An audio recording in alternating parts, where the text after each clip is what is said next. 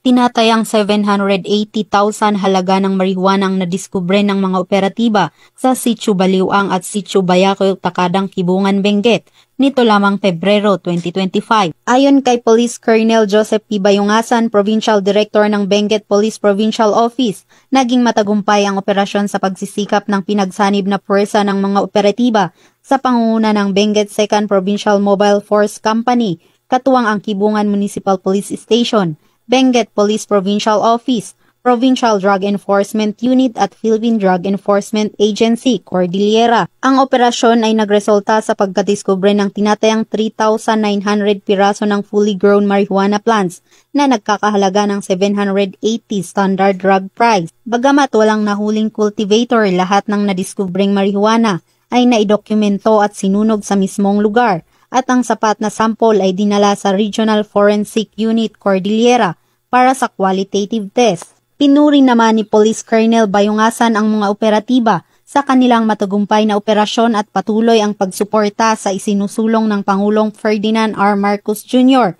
na Whole of Nation approach na kinakailangan para maging illegal drug-free ang ating bansa. Mula dito sa Riyong Cordillera, ako ang iyong PNN correspondent, Patrolwoman Charlene Rose Guman, alagad ng batas, taga-taguyod ng Balitang Pulis.